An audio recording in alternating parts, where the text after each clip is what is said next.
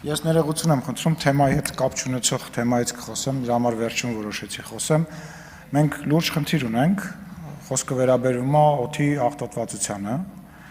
եւ ամբողջ հանրապետությունով մեկ այդ աստիճանը շատ բարձր է, Երևանը իր դիրքի պատճառով, ցածր լինելու պատճառով ինչ որ ձևով արդեն ոնց որ կൂട്ടակային մաս լինի եւ Երևանում էլ ավելի շատ բարձրացել, քան նորմանը 3-4 անգամ բարձրացել է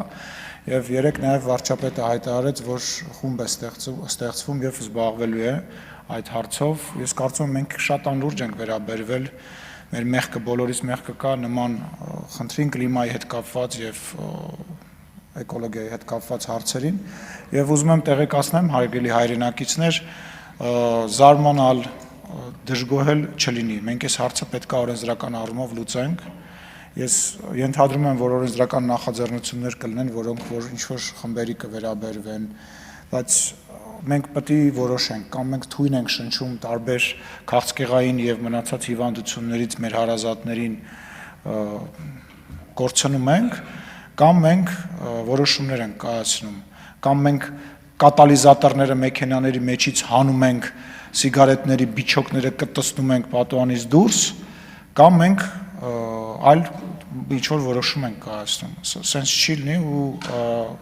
նորից եմ ասում, զգուշացնում եմ, օրենսդրական նախաձեռնություններ են լինելու, այն մեքենաները, որոնք հին են, այն մեքենաները, որոնք որ, չգիտեմ, տեսել եք փողոցում բոլորդ աղտոտում են, Ել շինարարության նորմերը, որոնք որ են կազմակերպությունները, որոնք որ շինարարությունն են իրականացնում եւ չեն պահում նորմերը,